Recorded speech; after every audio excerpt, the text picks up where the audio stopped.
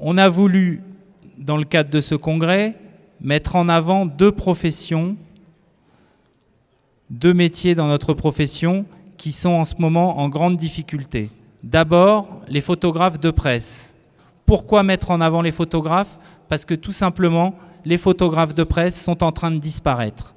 Il ne reste plus que 700 cartes de presse de photographes, 350 en CDI dans les entreprises et 350 photographes pigistes qui, ce sont les plus touchés, malheureusement, n'arrivent plus à vivre de leur profession. Et la deuxième profession, évidemment, que nous avons voulu mettre en avant, c'est celle de dessinateur de presse. Alors là, je ne vous donnerai même pas le nombre de cartes de presse qui restent de dessinateurs, ça se compte sur les doigts de deux mains. Quand on a une grande gueule et qu'on mène des bagarres très dures contre les employeurs, si on fait la moindre faute, on en prend plein la figure, mais surtout, les autres confrères ne vous croient pas. Et donc ce que je raconte aussi dans cette histoire, puisque j'étais animateur des émissions politiques dans ma région à France 3 Méditerranée pendant 25 ans avec contre les Le Pen et compagnie, c'est aussi ces histoires-là des débats face à Le Pen, Max Gallo, Bernard Tapie, Bruno Maigret, Jacques Médecin, pour ceux qui le connaissent. Là aussi c'est pareil, quoi, quand on a mes engagements syndicaux mais aussi politiques qui étaient tout à fait connus. Pour tenir 25 ans face à tous ces personnages qui réclament votre tête en permanence, il faut que vous soyez nickel au niveau de l'honnêteté, pas de l'objectivité, ça n'existe pas dans notre métier, mais de l'honnêteté. Et je suis ravi que Véronique, qui m'a succédé à ce poste de secrétaire général à France Télévisions, ça soit une grande professionnelle, grande secrétaire générale. Et c'est pour ça que de deux, en 37 ans, on est passé à 200 syndiqués, qu'on est le premier syndicat de journalistes à France Télévisions. Le 10 janvier, les salariés de la Voix du Nord apprennent au comité d'entreprise qu'un plan social vise à supprimer jusqu'à 178 emplois, 25% de l'effectif qui comprend 710 salariés, 55 postes de journalistes sur 43 seraient supprimés. Les négociations doivent durer 3 mois, mais leurs résultats, si j'ai bien lu les derniers communiqués de la direction, tu nous en diras 2 mots, bien entendu, sont prêts à faire des concessions, mais sans remettre en cause les sacro-saints équilibres économiques. C'est ce qu'ils disaient dans leur dernier communiqué. Vous êtes, je trouve, l'exemple même du groupe qui fait du fric, mais qui remplit peut-être pas assez la poche des actionnaires et donc qui licencie. Alors un petit mot de contexte peut-être, parce que eu égard au thème de la soirée, je voudrais quand même préciser que la Voix du Nord n'appartient pas à un milliardaire dont la presse n'est pas le métier. La Voix du Nord appartient à un groupe de presse, le groupe belge Rossel, qu'en 2015, la Voix du Nord SA a fait un résultat net de 5 millions d'euros, c'est-à-dire n'a pas perdu d'argent en 2015. Visiblement, ça ne suffit pas. Alors on sait que le groupe Rossel La Voix, le groupe Rossel, a des ambitions en France. Il est déjà propriétaire d'un grand nombre de titres de presse, en Nord-Pas-de-Calais, des quotidiens, des hebdos. Il est propriétaire de l'Union de Reims et des titres qui sont attachés, du Courrier Picard, de l'Aide Nouvelle, de radio, de télévision locale. Demain peut-être de Paris-Normandie, de Journaux dans le Sud. Il y a tous ces projets qui entraînent pour nous des mutualisations, déjà dans les services généraux, qui entraînent des mutualisations à l'imprimerie. Déjà dans la rédaction, de plus en plus, il commence à y avoir des synergies entre les différents titres du groupe, même au sein des rédactions. On est confronté, comme beaucoup, à ce qu'on appelle les propriétaires de tuyaux. C'est-à-dire que depuis février, par exemple, vous pouvez trouver La Voix du Nord sur SFR Presse. C'est-à-dire que gratuitement, vous pouvez lire La Voix du Nord. SFR Presse reverse 25 centimes par journal vendu. Quand sur notre site internet, si vous voulez lire le journal, vous devez dépenser 89 centimes. Quand en kiosque, vous devez dépenser 1,25 €, 1,45 €. Donc on cherche un peu la logique dans ces développements. D'un côté, on supprime des postes. On fait des choix économiques que nous, salariés, on n'arrive pas à comprendre, avec des conséquences graves sur les conditions de travail et la qualité de l'information. C'est en tout cas notre crainte pour demain. C'est les raisons pour lesquelles on se bat contre ce plan depuis le mois de janvier. Vous avez été le seul journal régional à travailler, à présenter un dossier et à oser faire votre une sur le danger du Front National. Est-ce que vous serez aujourd'hui en mesure de faire un dossier de ce type, de travailler de cette manière avec la réduction d'effectifs ? Alors non, bien sûr, parce qu'il y a des collègues nombreux qui ont travaillé quand même pendant plusieurs semaines pour arriver à monter un dossier sérieux. Il ne s'agit pas de dire on ne veut pas du Front National, il s'agit d'expliquer à nos lecteurs pourquoi le Front National nous fait peur. Et donc pour ça, il a fallu vraiment travailler pendant plusieurs semaines, plusieurs journalistes. Et à ce sujet-là, je voudrais préciser que dans le plan de réorganisation de la Voie du Nord, il y a des fermetures d'agences qui sont prévues.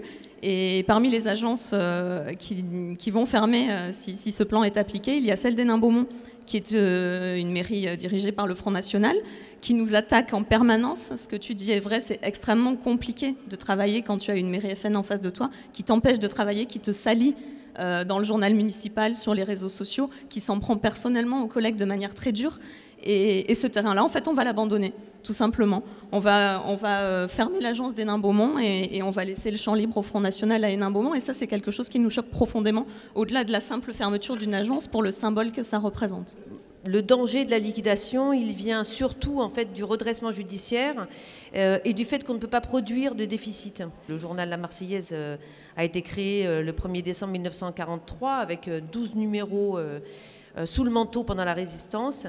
Les salariés se battent depuis des années maintenant et précisément depuis 2014 avec un premier redressement judiciaire. Donc on est vraiment très attentif à cette question du maintien du pluralisme et du maintien de notre titre auquel nous sommes extrêmement attachés. Donc le premier soutien qu'on a, ce sont nos lecteurs. On a le 27, donc on apprenait en CE 25 suppressions de postes et le lendemain, on publiait un numéro spécial de 80 pages consacré à nos lecteurs, nos soutiens, qui sont les salariés dans les entreprises, les syndicalistes, qui sont le monde de la culture, le monde politique, la société civile.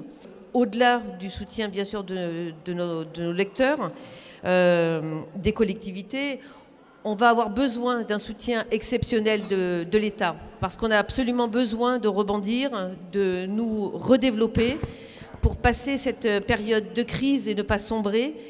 Et le message est très politique parce que le maintien du pluralisme, la liberté d'expression, le droit à l'information et à une information, Aurélie a raison, de qualité, c'est aussi un combat. On a besoin dans le syndicat CGT, qu'il y ait une différence en fait entre la question des médias dominants et des journalistes dominés.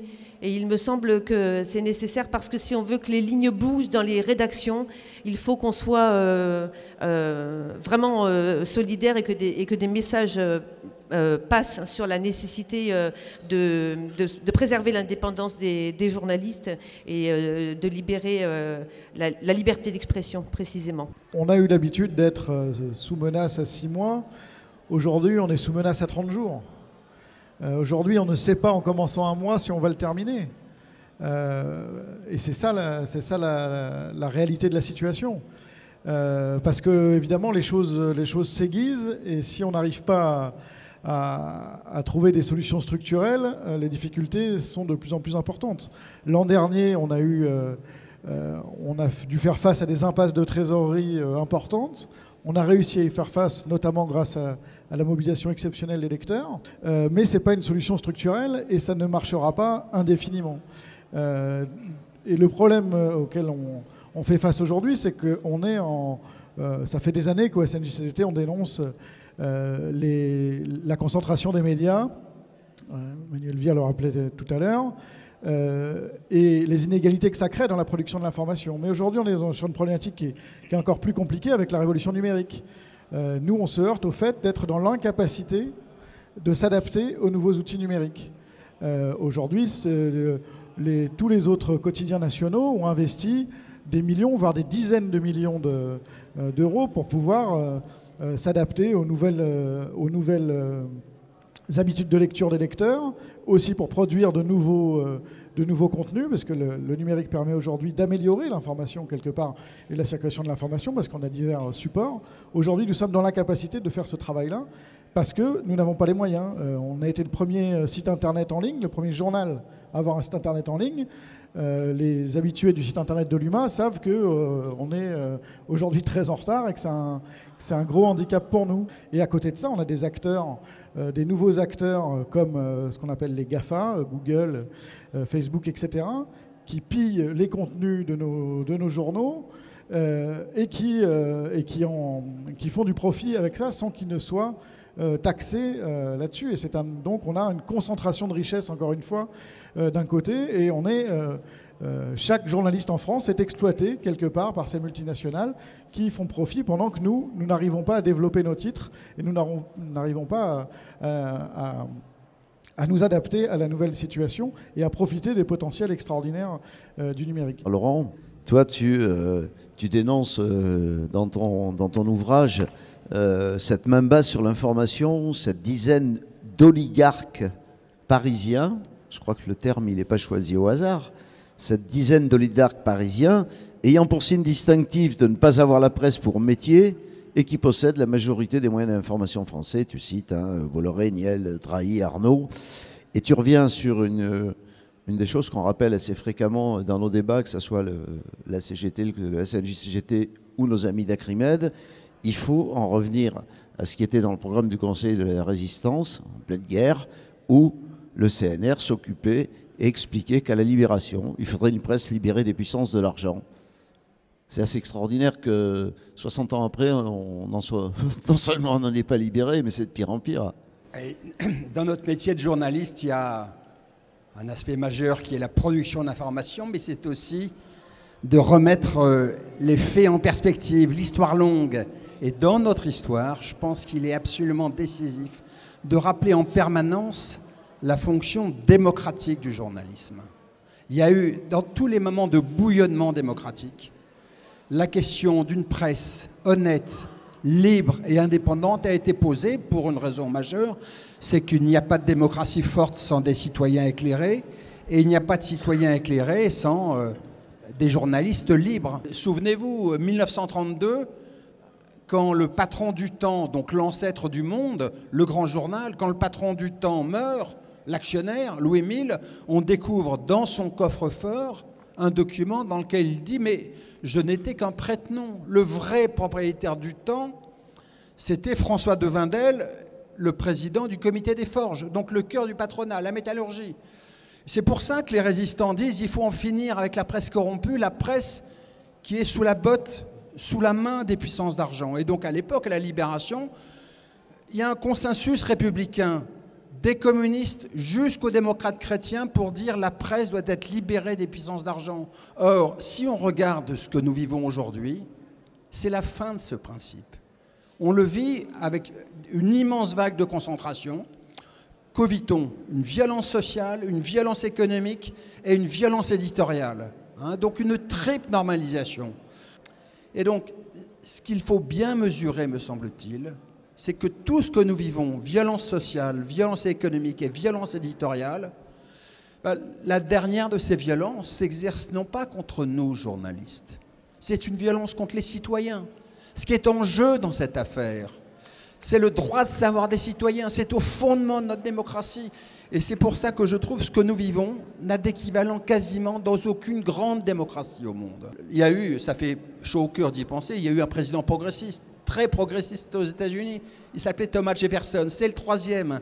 Et il écrit à un ami américain en 1787 une lettre formidable dans laquelle il dit en fait si j'avais à choisir un pays avec un gouvernement et pas de presse, ou un pays sans gouvernement mais avec une presse, je choisirais la seconde solution. Ce qui dit bien, voilà, le droit de savoir des citoyens est la première valeur d'une démocratie. Et je dis ça parce que dans les moments qu'on vit en France aujourd'hui, avec des attaques contre la justice et contre la presse, il faut bien se dire en permanence que affaiblir la justice, c'est affaiblir la démocratie, haïr la presse, c'est haïr la démocratie. Ce que fait Drahi en faisant SFR Presse, c'est-à-dire qu'un kiosque numérique, mais un kiosque numérique sans les obligations des kiosques d'autrefois, des kiosques papier. Les kiosques papier sont soumis à l'obligation de l'universalité de la diffusion. Un kiosquier ne pouvait pas dire « je vends uniquement les journaux d'Assaut, mais Le Monde Diplo, Fakir, Mediapart et l'Humanité et Polité, je ne les vends pas ». C'est ce que peut faire M. Drahi. Il peut dire je vends mes journaux plus la Voix du Nord. Mais si les autres frappent à la porte, non. Et la puissance publique ne l'a pas obligé de se soumettre à un principe d'universalité. Voilà, donc nous, on nous pointe du doigt en disant vous êtes des journalistes d'investigation. Pardon, c'est un pléonasme. Par construction, tous les journalistes devraient chercher. Ah ben, le fait qu'on nous distingue comme ça signifie qu'il y a peut-être d'autres formes de journalisme, de révérence, de gouvernement, de salon, de journalisme sénatorial, apaisé. Voilà, mais... En fait, chercher, enquêter, c'est le cœur du métier, c'est pas dur. Je pourrais raconter dans le détail comment on a trouvé l'affaire Cahuzac. Pas dans le détail, pas dans le détail. Pas dans le détail. Mais bon, voilà. Ne dévoile pas tes sources. L'aspect, je trouve, chaleureux, en contrepoint à ce pessimisme du propos que je tenais tout à l'heure, c'est que dès qu'on fait bien son métier, correctement, méticuleusement, en sortant la logique de flux, en étant dans le journalisme de pertinence pour informer le citoyen, ben les citoyens sont au rendez-vous. Et donc moi, ce qui fonde mon optimisme, c'est que, pour prendre un jargon économique, c'est qu'on vit une crise de l'offre. Quand vous faites bien votre boulot, les citoyens sont au rendez-vous. On n'est pas dans la situation de l'UMA, c'est vrai, mais dans 50 jours, on saura peut-être si France TV et l'audiovisuel public, en tous les cas pour la télévision, est privé d'une chaîne qui pourrait être privatisée et d'une autre qui pourrait disparaître, puisque ça c'est le projet qui figure dans un programme d'un think tank de droite dure, on va dire, et qui s'appelle Fondapol. Parmi les chaînes qui nous entravent, qui entravent en tout cas l'information au sens mission de service public, il y a évidemment les conséquences de la chaîne financière, c'est le budget et les contraintes budgétaires qui vont avec, c'est des suppressions d'emplois par centaines, et même on arrive à un total de quasiment 1250 suppressions d'emplois sur tout le groupe France Télévisions en quelques années. C'est évidemment des personnels en moins pour faire de l'info de qualité. Là, on sait que l'info ça coûte cher, on le sait bien pourquoi. C'est effectivement de l'industrie au sens technique du terme, mais c'est d'abord de la matière grise, c'est des hommes et des femmes. Donc évidemment ça coûte cher, c'est pas en supprimant des postes qu'on garantira une qualité de l'info, on le sait bien et on le vit tous les jours. La contrainte technique par le matériel, par les technologies, elle existe, mais ça, théoriquement, elle doit se gérer et parfaitement se maîtriser par la formation. Là encore, et on n'est pas effectivement le seul média à souffrir de manque de formation ou de manque de crédit à la formation, la formation, ça participe évidemment énormément à la manière dont on maîtrise la technique, et quand on est dégagé de la contrainte de la technique parce qu'on la maîtrise, évidemment qu'on se concentre davantage, pour les journalistes en tout cas, sur l'éditorial. Les contraintes éditoriales qui tiennent, moi, ce que j'ai envie d'appeler la reproduction des élites, tout simplement. Ça passe par des écoles de journalistes qui nous formatent nos jeunes à un point épouvantable, au point que, alors certains résistent, d'autres, ils ont besoin de bouffer, ils ont envie de travailler, donc ils ne résistent pas tout simplement, et ils acceptent de faire tout ce qu'on leur demande. Contraintes budgétaires, c'est donc aussi les polycompétences, les compétences complémentaires. Nous, à la CGT de France TV, on aime bien dire les compétences supplémentaires, parce que c'est pas forcément un complément qualitatif. Par contre, on est sûr que c'est un supplément qui peut peser.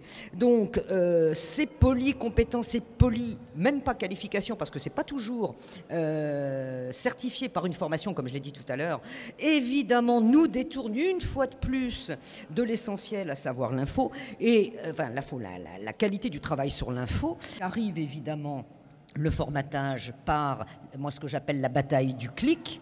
Et là, dans l'audiovisuel public, à France TV en particulier, et en particulier en région, qui fait privilégier le nombre de clics à ce qu'on met en termes d'information sur les réseaux sociaux, sur les pages Facebook régionales, sur nos sites régionaux. Donc cette liste des chaînes qui entravent l'information, elle n'est sûrement pas exhaustive, mais en tous les cas, elle montre à quel point on peut comprendre pourquoi un grand nombre de citoyens se défient de ce qu'on leur annonce. Novembre-décembre 1995, on a eu un traitement médiatique de la plus grande mobilisation sociale depuis mai 68, quasiment à sens unique.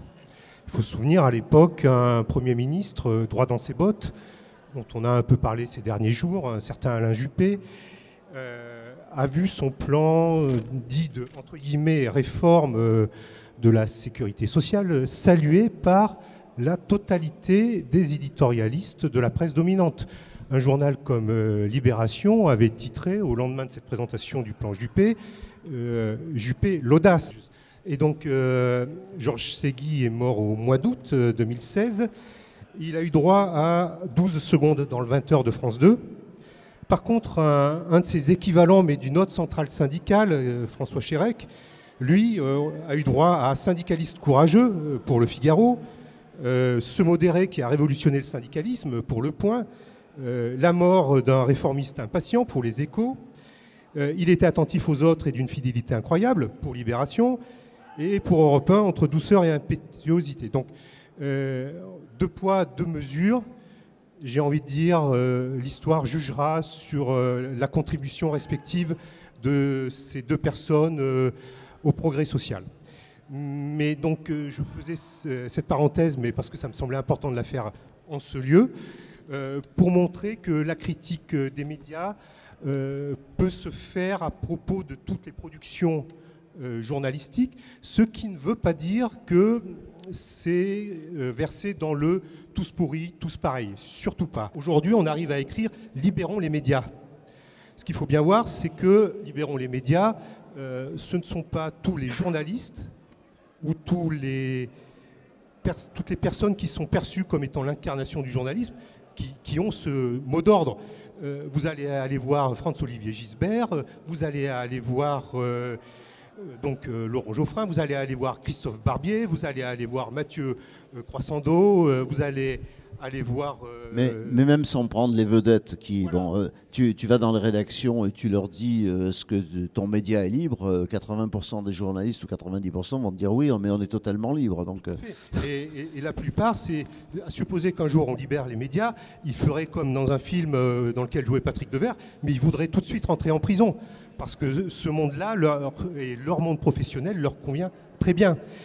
Et ce que je souhaiterais montrer, c'est qu'on est arrivé à cette situation quand même dramatique, mais c'est le produit de 35 ans de propagande à flux tendu, dont les organes principaux de diffusion ont été Libération, Le Monde, Le Nouvel Observateur devenu l'Obs.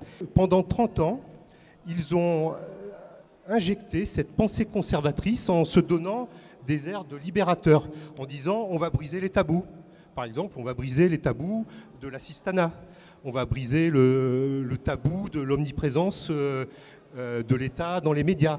Et donc ça a donné, en 1985, Berlusconi, en France, copropriétaire d'une chaîne qui s'appelait La 5. Il faut arriver à proposer des mesures fortes pour que la question des médias ne soit pas simplement un sujet de débat du SNJ-CGT, d'une réunion entre journalistes, mais que ce soit une question prioritaire qui soit à l'agenda des partis politiques et des syndicats. Il faut se poser la question de la nomination des dirigeants des télépublics. Delphine Ernotte, qui arrive à la tête de France Télévisions, c'est une ancienne DRH de Orange, une société philanthropique bien connue pour son taux de suicide de salariés qui est inacceptable. Donc, il faut se poser la question de savoir comment se fait-il que la directrice de l'information de France 2, Nathalie Saint-Cric, puisse écrire on assiste à une radicalisation tout azimut et une technique révolutionnaire bien orchestrée, ou comment paralyser un pays malgré une basse rabouillerie et même si le mouvement s'essouffle. Moi, je suis plus optimiste que vous parce que je croise des journalistes qui ont envie de bien faire leur travail, que ce soit à la radio, à la télévision et dans la presse écrite. Beaucoup, j'en croise beaucoup. La question qui leur est posée, et c'est là où, à mon avis, vous êtes un certain nombre à avoir dit comment on peut bien faire son travail de journaliste, y compris en reprenant des choses qui paraissent tellement évidentes que plus personne ne les connaît. C'est le vécu et la réalité de beaucoup de salariés dans ce pays. Entre l'envie de bien faire son travail et des contraintes souvent financières qui les obligent à mal faire leur travail et qui génèrent de la souffrance. Donc ce débat-là, il est compréhensible par beaucoup de citoyens dans ce pays. Il y a évidemment le poids de la finance dans les médias, et puis il y a quelques têtes d'affiche qui trustent l'information. Moi, ça m'a surpris, j'en ai cité quelques-uns, mais de voir le matin un type, alors lui je l'aime pas, mais il le sait, hein, qui a encore moins de cheveux que moi, qui n'en a plus du tout, qui exprime de la haine de classe. C'est plus une opinion quand on traite un syndicaliste d'hibernatus parce qu'on parle des 32 heures. Qui est le matin sur je ne sais plus quoi, parce qu'il change à peu près tous les 6 mois, et le soir fait une émission politique où c'est the spécialiste of the economy. Et donc c'est une voix qui, présentée comme ça, est incontestable et doit être incontestée, quel que soit le niveau de connaissance de son contradicteur. Et ça pèse. Moi, j'ai souvent demandé à avoir des débats contradictoires avec la ministre du Travail. Ça aurait dû attirer tout le monde. Eh bien, non seulement elle a toujours refusé, mais aucun des principaux commentateurs de presse n'a expliqué qu'elle refusait de débattre avec les leaders syndicaux. Parce qu'évidemment, on a eu un débat avec Berger, qui a été, de mon point de vue, sur RTL. De mon point de vue, un moment où on a commencé à aller sur le fond. Sauf que ce n'était pas un journaliste qui animait le débat, c'était un présentateur qui est capable de présenter une émission d'info comme une émission de show business. Et donc c'était le seul à être déçu de ce débat, alors que moi j'ai trouvé qu'il était à peu près de bonne qualité, parce qu'on ne s'était pas, pardonnez-moi l'expression, on ne s'était pas foutu sur la gueule et on ne s'était pas insulté avec Berger. Les militants ne sont pas perméables à l'idée que les journalistes seraient tous des vendus au grand capital. Parce que l'image qu'ils ont, malheureusement, ceux qui ne lisent pas l'UMA, la Marseillaise, qui ne sont pas abonnés à Mediapart ou d'autres, l'image qu'ils ont des journalistes, c'est le 20h de TF1 ou de France Télévisions, ou les chaînes continues qui sont capables de faire des éditions spéciales sur, je vais être un peu caricatural, mais 2 chiens écrasés dans une rue d'une petite ville de province en cherchant le coupable. Et ça, c'est l'image qui est renvoyée des journalistes, et ça joue vraiment contre la profession. Et malheureusement, les militants de la CGT et les syndiqués sont agacés, on va être poli, et ça génère d'ailleurs des conflits. Parfois, on est obligé de se fâcher, nous aussi, pour dire laissez-les faire leur boulot. Parce que ça génère des conflits, on en a vécu quelques-uns, et tout le monde en a vécu dans la CGT durant ces différentes journées de mobilisation, parce que dès qu'ils voient le logo, c'est marrant, hein, dès qu'ils voient le logo de la chaîne ou de la radio ou même du journal, ça devient très agressif. Alors que bien souvent en face d'eux, soit ils ont un journaliste qui a envie de faire son interview et qui se dit j'espère que ça passera tel que je veux la faire devant ma rédaction en chef, devant la rédac chef, ou alors là, eux, ils sont dans une situation de précarité qui est telle que c'est les mêmes situations que ceux qui manifestent derrière la banderole. Et donc, comment on est en capacité d'avoir des débats qui permettent de décrypter l'information comme certains peuvent le faire, d'avoir... De montrer que cette information, elle peut être contradictoire, et elle doit être contradictoire, parce qu'on n'est pas tous obligés, et même les journalistes, d'avoir le même point de vue, parce qu'aujourd'hui, malheureusement, chez la grande majorité des militants et évidemment des citoyens, on a l'impression que les journalistes pensent tous la même chose, si on n'est pas suffisamment... Enfin, si on n'a pas le temps suffisant pour essayer de creuser, de décrypter, d'aller sur des sites critiques, etc. Et ça, c'est le plus gros problème, je le dis en interne chez nous, et puis évidemment encore plus au niveau des citoyens en général qu'on croise le matin au café, dans la boîte ou en distribuant le tract. Je suis moins pessimiste que vous êtes trop plongé dedans vous. Je suis moins pessimiste que vous parce que on rencontre, comme dans tous les métiers, des salariés qui résistent et qui, je le répète et je finirai là-dessus, veulent bien faire leur travail malgré les financiers qui nous dirigent.